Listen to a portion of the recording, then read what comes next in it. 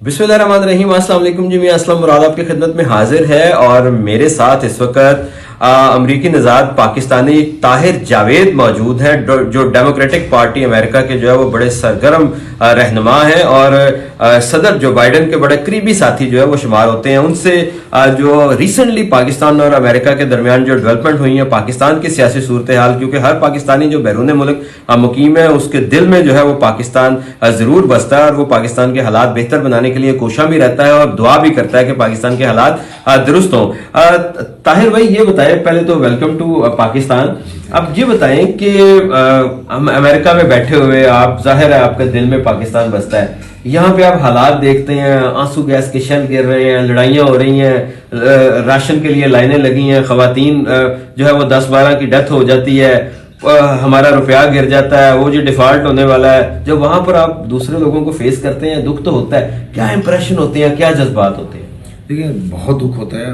बहुत सारे पाकिस्तानी जो हैं, मैं आज भी एक चीज़ इसको देख के बड़ा हमें एक अमेजिंग सिचुएशन होती है कि उनको आज भी इंफॉर्मेशन के हिसाब से भी और फीलिंग के हिसाब से भी पाकिस्तान पहले नंबर पे होता है। अमेरिका में क्या हालात हो रहे हैं, हालांकि अमेरिका में भी कोई ना कोई इस तरह की चीज़ें रोज़ाना के बेस पे कहीं पे कोई मौसम की वजह से या हादसा होते रहते हैं, लेकिन उसके बावजूद लोगों का जो कंसर्न होता है ना, वो जितना वो पाकिस्तान के मामलात को लेके ज़्यादा जज्बाती होते हैं, उस तरह आज 40-40 साल से भी जो लोग अमेरिका में रह रहे हैं वो वहाँ के लिए नहीं होता। तो दुख तो होता है जब हालात को हम देखते हैं कि कभी ऐसा हुआ कि 5-6 महीने साल के लिए चीज़ बेहतर होती है, लेकिन उसके बाद फिर एक लंबा स्पेल आता है कि जी चीज़ें डाउनवर्ड होनी शुरू हो गई हैं और बंदे फिर मतलब। लेकिन बहरहाल एक बड़ी अच्छी चीज़ है, मैं आपको ये जो बताऊं कि दरमियान में हमने इतने सालों के अंदर ये भी देखा कि लोग बहुत दफ़ा केयरलेस भी हो गए थे कि ठीक है यार, जो पाकिस्तान में हो रहा है, हम अपने यहाँ बच्चे देखें, अपने कारोबार देखें। लेकिन इस वक्त जो पाकिस्तान का जो कंसर्न है वो हाईएस्ट लेवल पे है, कंसर्न नंबर 1 है लोगों का, और घंटों के हिसाब से उसको वॉच कर रहे हैं। कुछ इसमें मीडिया का भी रोल बहुत ज़्यादा है, डिजिटल मीडिया का, उसका सोशल मीडिया का भी, लेकिन इन जनरल इमरान खान की जो एक कनेक्शन ओवरसीज़ के साथ है उसका भी एक रोल है। तो ये बहुत सारी चीज़ें एलिमेंट मिलने के बाद मैं समझता हूँ कि जो ओवरसीज़ पाकिस्तानीज़ हैं वो जो इस वक्त है, this is the best connection ever with the country. बिल्कुल सही। अच्छा, पाकिस्तान के हालात पे मैं बाद में आता हूँ। ओवरली मैं अमेरिका से पहले बात शुरू करना चाहता हूँ कि इमरान खान ने जो अपनी स्पीच की, जिसमें उन्होंने कहा कि जी हम कैसे इकोनॉमिकली अपलिफ्ट करेंगे, उसमें खान साहब का कहना था कि जी 100-200 ऐसे अमेरिका में पाकिस्तानी जो है वो मौजूद हैं, बहुत सारे ऐसे पाकिस्तानी मौजूद हैं जो इनकी मिलकर जो है वो $200 अरब तक भी कमा लेते हैं वो वहाँ पे। और वो पाकिस्तान अगर एक जो है वो महीने की अपनी आमदन भेजे तो हमारे यहाँ पे जो है वो हमारा क्राइसिस दूर होता है। ये फैक्ट्स एंड फिगर पाकिस्तानी ऐसे हैं जो अरबों डॉलर कमाते हैं, मैं ये पूछना चाह रहा हूँ, और कितने पाकिस्तानी हैं कि जो इस मामले पर सपोर्ट कर सकते हैं? हाँ, ये देखें, दो तीन सवाल आपने मर्ज कर दिए।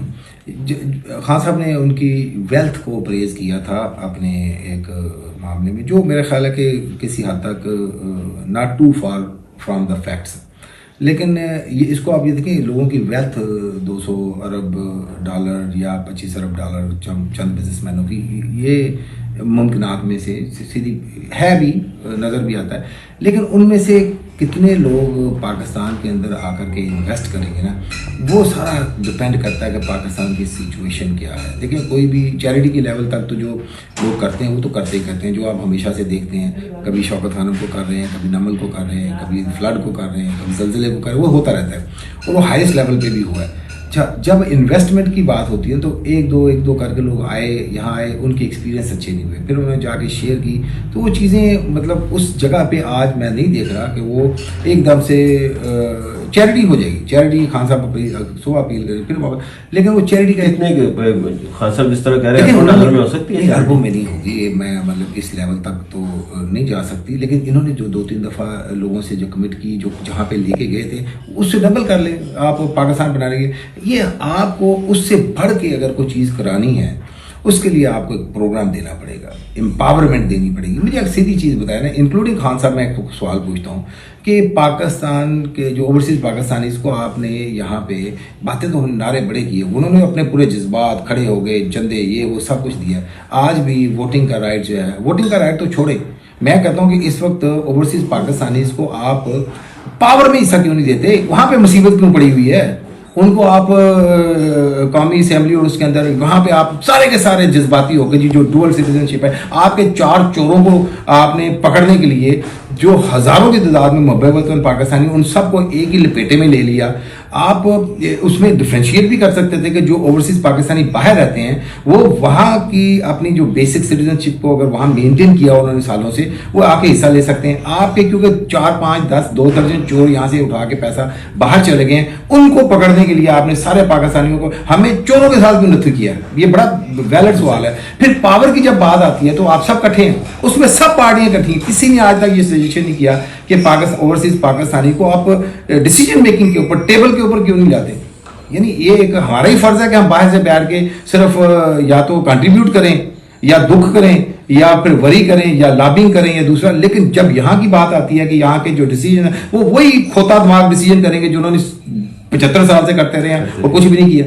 बिल्कुल सही। मैं आपकी बात से ये समझाऊं कि ओवरसीज पाकिस्तानी जो है वो पाकिस्तान में इन्वेस्ट करने को तैयार हैं।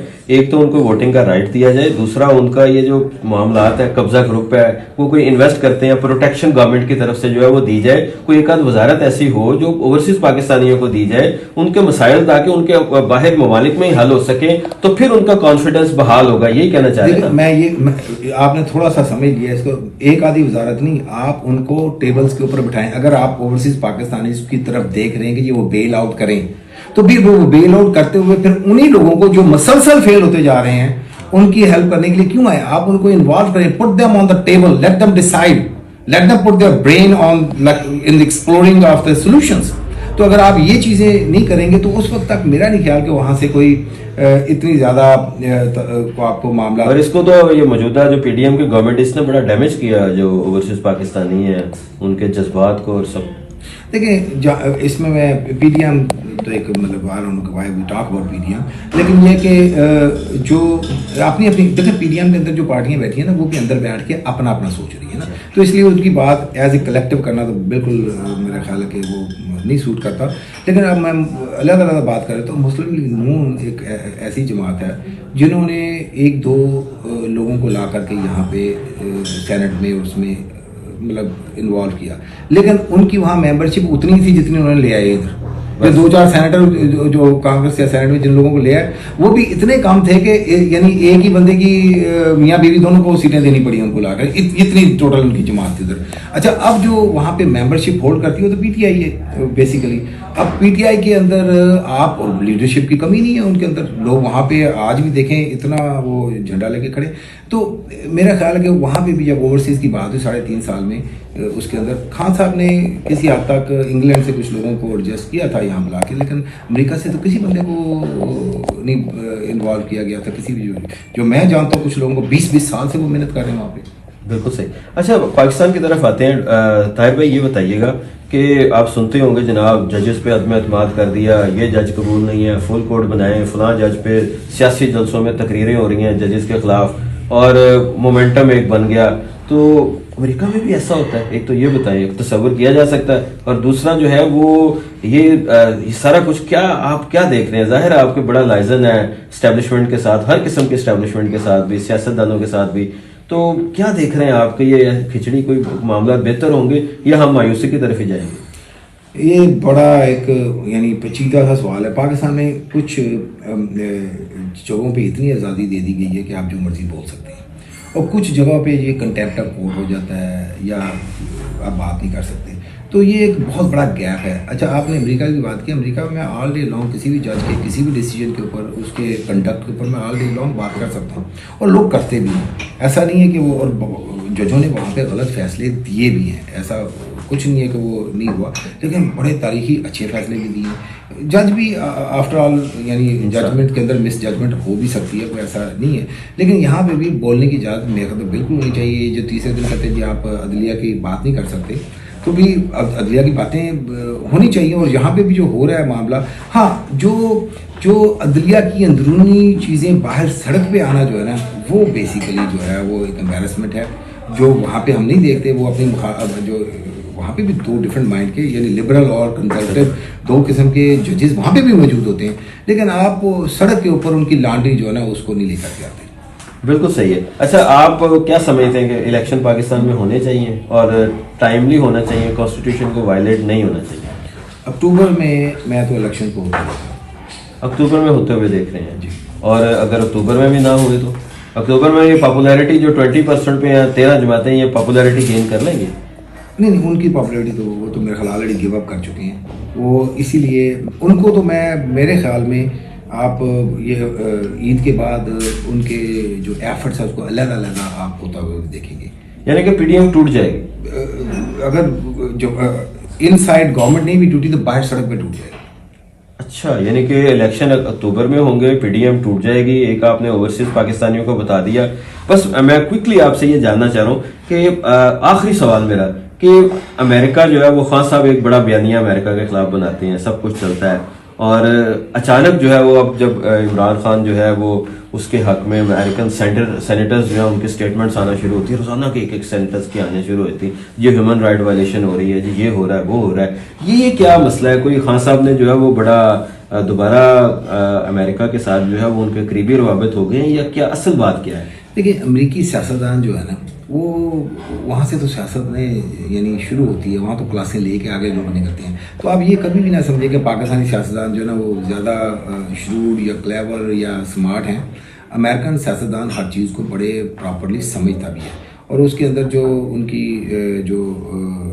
उनको भी ये पता है कि कुछ चीज़ें होती हैं जो लोकल ऑडियंस को, अपने क्राउड को इम्प्रेस करने के लिए होती हैं, और अपने जो मोटिवेशन देने के लिए लोगों को सड़क पे लाने के लिए होती हैं। और उसके पीछे कोई भी मामलात ये स्ट्रेटेजिक मामलात नहीं होते हैं, ये सिर्फ लोगों को उठाने के लिए होती हैं।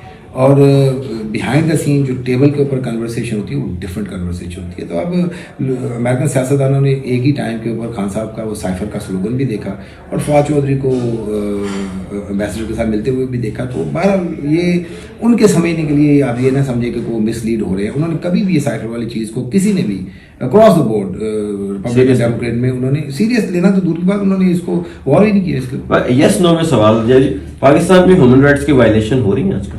पाकिस्तान में ह्यूमन राइट की वायलेशन तकरीबन आपको हर दफ़ा हर वक्त मिल जाएगी, और बात याद रखें अमेरिका में भी हर वक्त मिल जाएगी, दुनिया के हर मुल्क में हर वक्त मिल जाएगी। और जो अगर आज हम ह्यूमन राइट वायलेशन की बात करें, इंटरनेशनल कम्युनिटी या जो भी कर रहा है ना, हमें इंडिया से शुरू करना चाहिए उस चीज़ को, और फिर आगे बाकी मुल्कों तक, कश्मीर से शुरू करना चाहिए, फिर वहाँ दूसरी जगह पे लेकर के जाना चाहिए। लेकिन यस, ह्यूमन राइट्स की वायलेशन तकरीबन मैं हर वक्त हर मुल्क के अंदर होती है, और पाकिस्तान में भी होती है। थैंक यू वेरी मच जी। ताहिर जावेद साहब हमारे साथ मौजूद थे और उन्होंने अपने एक्सपीरियंस शेयर किए, जो उनकी मुलाकातें हुई थी वो शेयर की, और उनका कहना था कि एक तो अक्टूबर में जो है वो इलेक्शन होते देख रहे हैं, पीडीएम जो है वो अमली तौर पर जो है वो टूट जाएगी और सड़कों पर अलग-अलग नजर आएगी। डेफिनेटली एक दूसरे के खिलाफ इलेक्शन भी कंटेस्ट करेंगे। और एक उन्होंने कहा कि गिव अप कर दिया पीडीएम ने तहरीक इंसाफ के हक में, यानी कि हार मान लिया उन्होंने। और इसके साथ साथ उन्होंने जो ओवरसीज पाकिस्तानी थे उनके खदशात के बारे में भी आगाह किया, अपनी बात की, दूसरों की भी सुनी। और हमारी दुआ ये है कि ये क्राइसिस हल हो, पाकिस्तान के मामला हल हो, ताकि यहाँ के लोग भी जो है वो सुख के साथ और जो है वो अपनी जिंदगी गुजार सकें।